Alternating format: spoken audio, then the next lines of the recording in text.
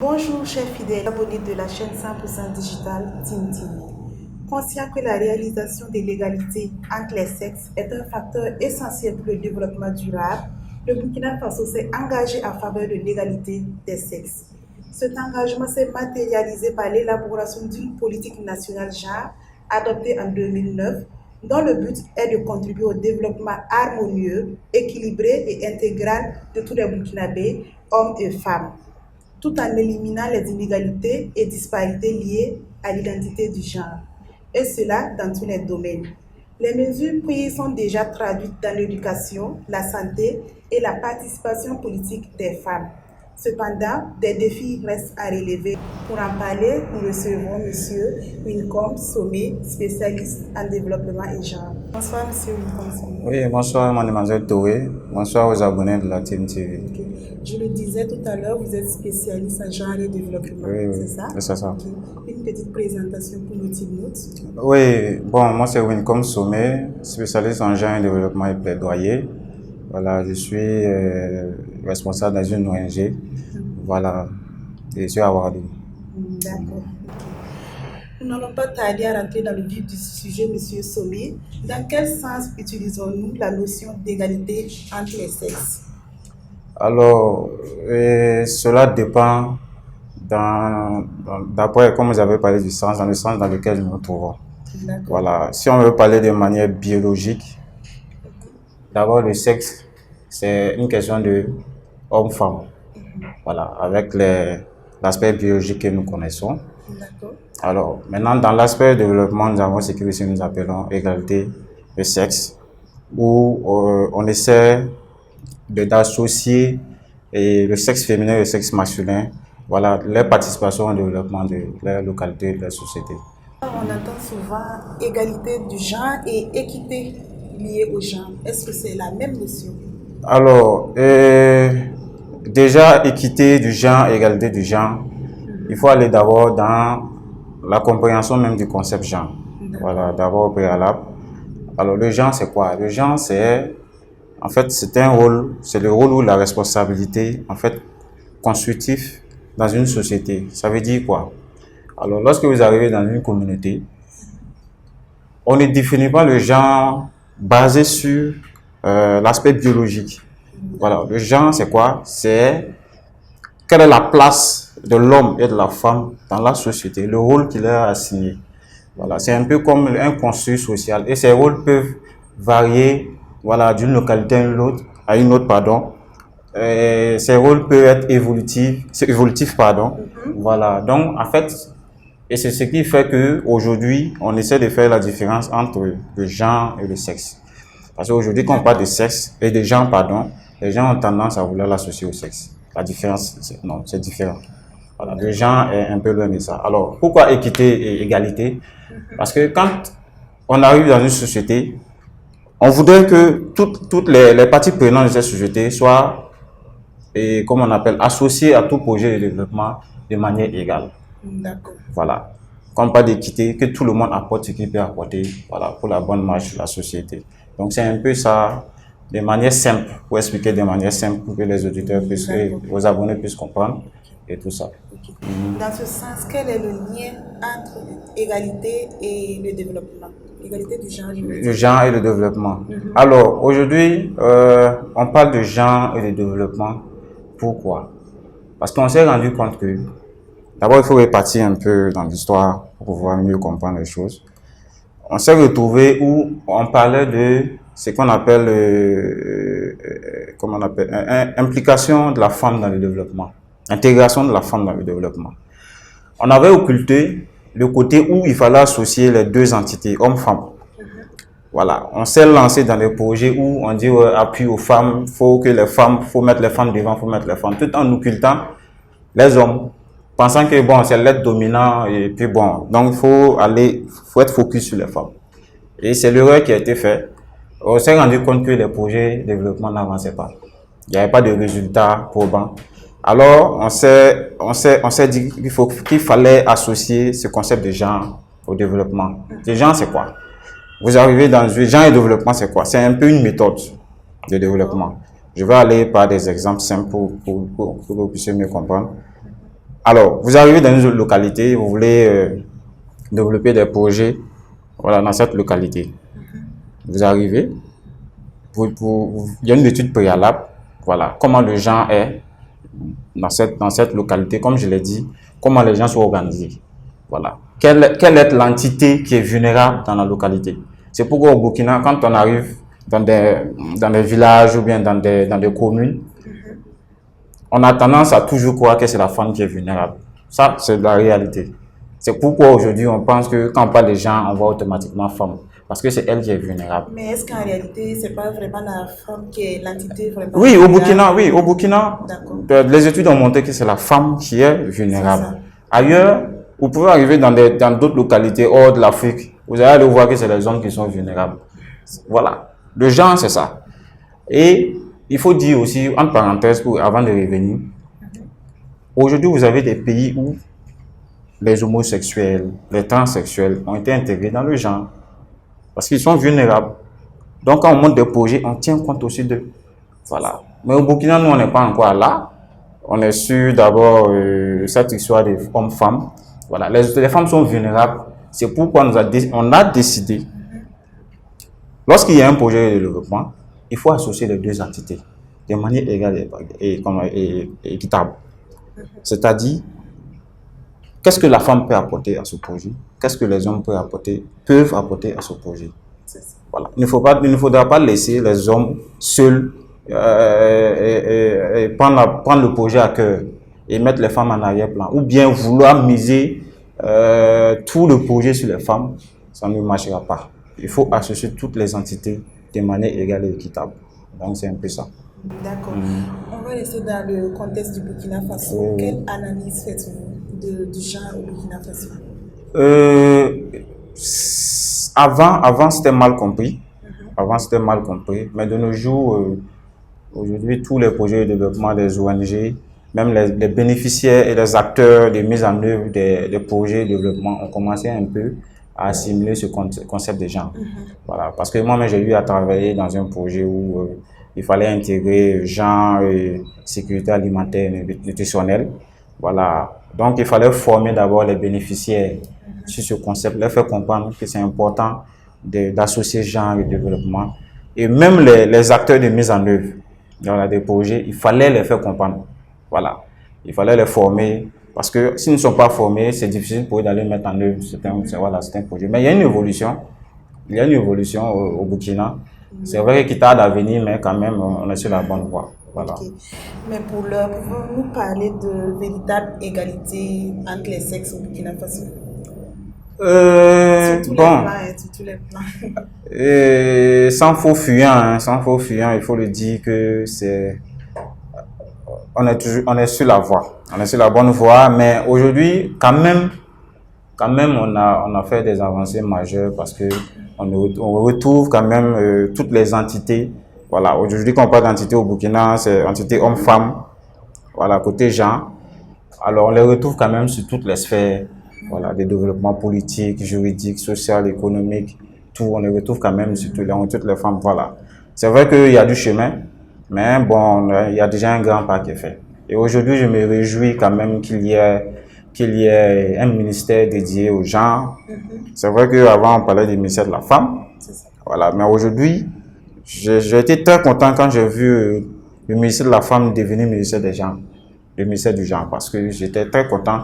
Là, j'ai compris que on commence à comprendre certaines choses. Parce que rester figé au niveau du ministère de la femme, ça ne nous permettait pas d'avancer. Quelle est votre appréciation quand vous parlez du ministère du genre? Vous avez dit que des actions sont menées. Quelle est votre appréciation de la politique?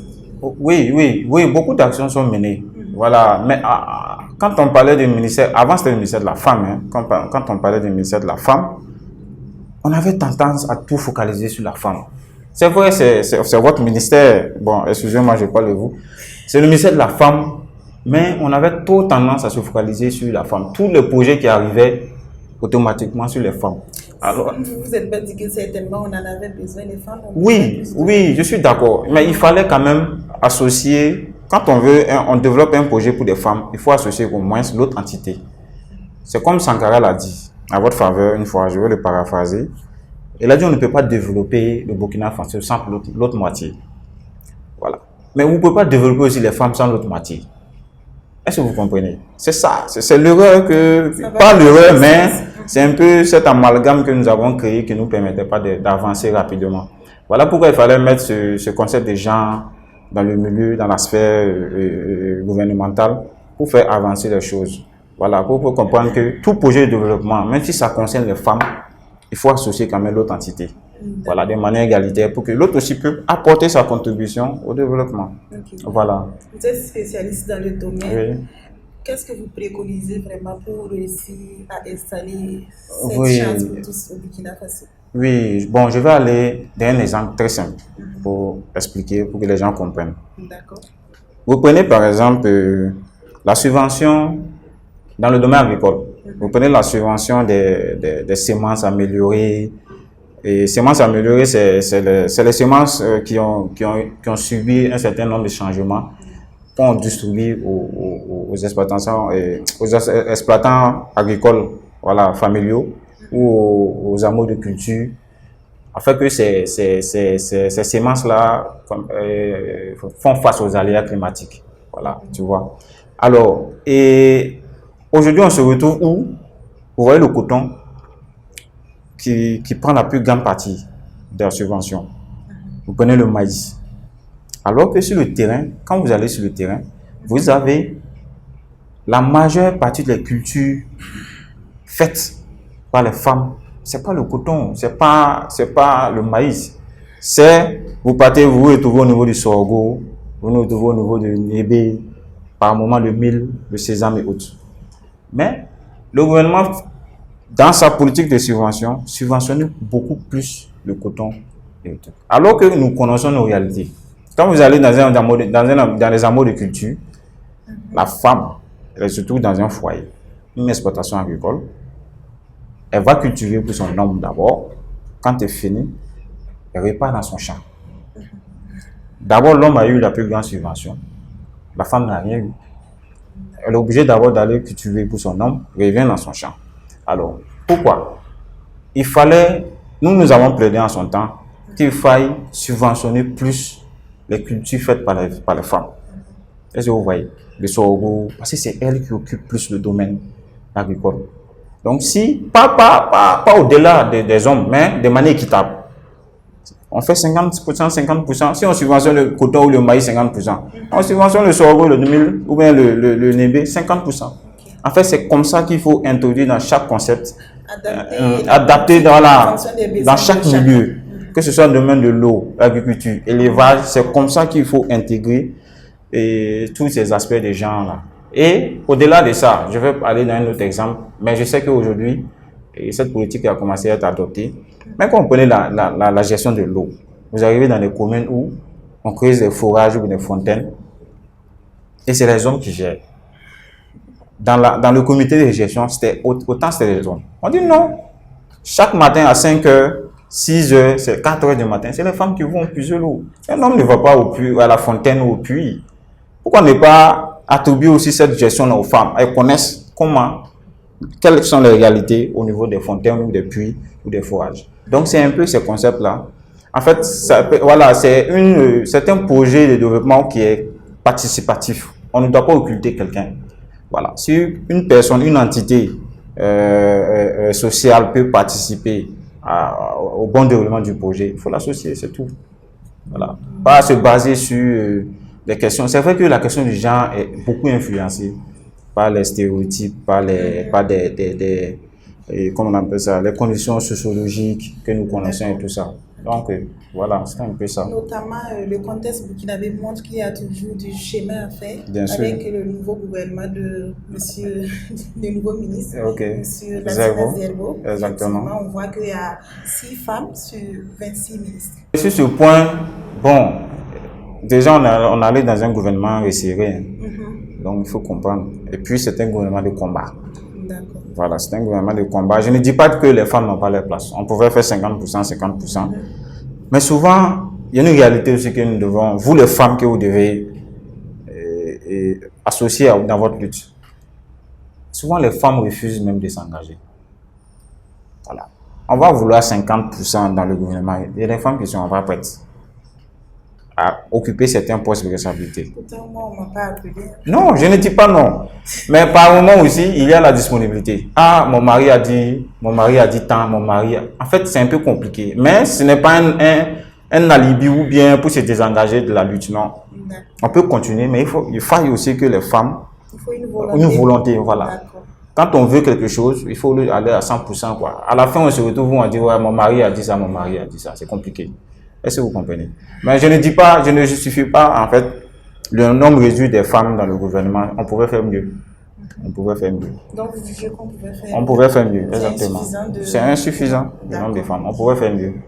Vous avez un peu abordé le sujet, on va parler du mouvement féministe qui est venu s'ajouter à la cause en temps pour défendre l'égalité des sexes. Qu'est-ce que vous pensez du féminisme? Alors, le féminisme, c'est quoi? Le féminisme, c'est un courant idéologique. Voilà, c'est un courant idéologique.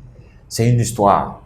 Il y a très longtemps, on a parlé du féminisme autour du droit au vote, du droit comment je peux dire ça, dans les instances politiques, juridiques, les femmes doivent participer. Donc, c'est tout cet historique-là. Et il faut dire que les femmes et les féministes aujourd'hui ou d'avant ont été les précurseurs du concept genre. Voilà, je vais associer féministe et genre pour mieux faire comprendre les choses. Parce que les féministes ont été les précurseurs de cette lutte-là. Pour qu'on puisse incorporer la question du genre, voilà, dans tout ce qui est développement. Parce qu'au départ, on parlait de, comment on appelle ça, implication des femmes dans le développement. On ne voyait que les femmes. Ça, c'est les féministes aussi qui se sont battus pour ça. Voilà, c'est un courant idéologique qui se bat pour l'égalité des sexes, le droit des femmes, voilà, l'implication des femmes dans le développement et tout ça, voilà. Alors, mais il y a plusieurs courants. Dans le courant féministe, il y a aussi comment on appelle, des camps. Voilà, on peut citer deux camps. Vous avez par exemple, il y a ce qu'on appelle le camp libéral et le camp radical. Alors, le camp libéral, c'est un camp qui est un peu souple. Voilà, eux se battent pour le droit des femmes, implication des femmes dans la société, dans la vie juridique, dans la vie économique, dans la vie politique. Mais vous avez un camp aussi qui a été un peu radical, où ils parlent d'égalité des sexes, où ils remettent même en cause les conditions biologiques. C'est-à-dire le fait d'être né femme avec et les aspects biologiques que nous avons, net homme, avec les aspects biologiques que nous avons. Le camp radical essayait de mettre ça un peu, comment je peux dire, en mal. Ils ne sont pas d'accord. Voilà, nous sommes nés, on ne doit plus regarder ça. Ils mettent en mal aussi, en doute aussi, bon, et la condition maternaliste des femmes. La femme maternelle qui accouche, qui allaite. Tu vois? Donc, c'est un peu compliqué. C'est une condition biologique qu'il faut accepter. Voilà, et lutter maintenant pour les aspects économiques, sociaux et tout cas dans la société, ça c'est encore mieux. Donc le féminisme s'est battu pour, comment on appelle, l'intégration du genre dans le développement. Parce que l'une des précurseurs du genre, c'est une historienne américaine, une féministe, qu'on appelle Joan Scott. Elle avait fait un document dans les années 86 où elle a parlé du genre. Elle a été l'une quand même des précurseurs du concept genre. C'est une féministe. Et voilà. Donc, ils se sont battus. Il y a eu 2 conférences. Ça, c'est un peu l'histoire. Il y a eu 2 conférences en son temps. Une en Égypte, en 94, si je ne me trompe pas, et une autre en Chine, en 95, où ils se sont battus. Avec d'autres. Il y a eu des hommes féministes. Hein. Ce qu'il ne faut pas oublier, occulter, c'est qu'il y a des hommes féministes. Exactement. Voilà. Et qui se sont battus pour l'implication du genre dans le développement, la prise en compte du genre. Et c'est à partir de 1995 en Chine que des résolutions ont commencé à être prises, voilà, pour le compte, voilà. Okay, mais pensez-vous que ce mouvement-là peut permettre d'atteindre l'égalité du genre? Oui, c'est possible parce qu'ils ont déjà engrangé plusieurs résultats positifs. Hein. Voilà, ils ont déjà eu plusieurs engrangés. C'est vrai que c'est pas l'objectif n'est pas atteint. Alors, le mouvement peut atteindre son objectif. Alors, mais ce qu'il faut éviter, il faut éviter de rendre cette lutte de manière unilatérale. Quand on parle de féminisme, on doit penser automatiquement que c'est les femmes, ou c'est des femmes dures, ou c'est des femmes. Non, même des hommes sont des féministes. Voilà. Alors, on peut être des féministes aussi, mais il y a la manière de lutter. Par moment, on se retrouve dans une situation où c'est une lutte de va-t-en-guerre. Non, il faut éviter ça. Moi, je peux être féministe. Je suis féministe parce que je me bats pour les questions de genre. Mais je ne suis pas un va-t-en-guerre. C'est pourquoi le genre, avant toute action de développement, quand on veut introduire le genre, il y a une étude préalable pour voir comment l'entité ou bien la société organisée autour des entités qui la composent, c'est-à-dire les hommes, les femmes, même les enfants, comment ils sont organisés. Et aller maintenant vers eux, les expliquer. Voilà comment. Si vous voulez que ce projet-là puisse marcher, voilà comment on doit aller. Mais si vous partez dans une localité bien donnée, vous voulez commencer à dire, ouais, c'est les femmes qui doivent prendre le dessus, il faut imposer. Non, c'est pas comme ça. Ce n'est pas une lutte de va-t-en-guerre. Voilà. Il faut faire comprendre le concept aux gens. C'est tout. Voilà. Si on part dans cette posture de va-t-en-guerre, c'est compliqué. Et c'est ce que je remarque par moment, surtout au Burkina. Je ne dis pas que les gens n'ont pas compris, mais beaucoup n'ont pas assimilé en fait le concept de féminisme. Voilà, au Burkina. Parce que ce n'est plus... Parce que les gens aussi ont commencé à vouloir baser cette lutte-là sur les questions de couple. Où c'est le couple dans le foyer, la femme doit être au même pied d'égalité. Non, ce n'est pas ça. Ce n'est pas ça notre priorité au Burkina. Donc il faut faire la part des choses. Non, ce n'est pas ça notre priorité. Chacun a sa place dans la société. Dans le carcan foyer familial, chacun aussi a sa place. Mais ça ne veut pas dire que l'autre est au-dessus de l'autre. Non. Chacun a un rôle bien déterminé. Aujourd'hui, il y a une femme, elle a cette posture maternelle. Un homme ne peut pas mettre un enfant au monde. Est-ce qu'on se comprend? Voilà. Donc, c'est des trucs qu'il faut, je ne dis pas accepter, mais c'est une réalité. Voilà. Maintenant, dans la marche de la société, dans l'implication même des entités là au développement, il faut associer tout le monde. C'est ce qu'on dit. Autant on met les hommes, autant on met les femmes. C'est tout. Donc, c'est un peu la méthode de la lutte qui, par moment, gêne un peu la lutte. Sinon, la lutte, elle est noble, elle est bonne. Je soutiens même, par moment, certaines actions. Il y a des actions, pas que je ne soutiens pas, mais je ne me sens pas en phase avec la manière, de lutter. Voilà. Donc, toute action allant dans le genre, même si c'est en passant par le courant féministe, genre et développement, nous sommes vraiment des parties prenantes. Voilà. Nous sommes pratiquement à la fin. Merci Donc, bien. essayez de nous dire un dernier mot. Oui, juste dire d'abord merci pour l'invitation. C'est vrai que c'est un peu bref, on ne peut pas tout détailler, il faut aller de manière grosso modo pour expliquer un peu le concept. Juste dire qu'aujourd'hui, le concept du genre est introduit dans ce qu'on appelle les ODD, Objectifs de développement durable, à la phase 5, ODD 5. Voilà, donc on parle d'égalité sexe, autonomisation des filles, des femmes, mais aujourd'hui on parle dans le sens du genre et développement. Voilà, sur le terrain c'est comme ça que ça s'applique. Et donc, voilà, il faut aller associer toutes les entités de manière participative, chacun de manière égalitaire et équitable. Voilà. Donc juste faire la promotion du genre et développement pour dire à nos frères et sœurs qu'il ne faut pas voir ce concept-là comme une défiance à l'endroit des hommes surtout. Voilà. Merci bien et merci pour l'invitation. Chers téléspectateurs, nous étions avec M. Wencom Somé qui nous parlait de genre et développement. C'est tout pour aujourd'hui. Au revoir.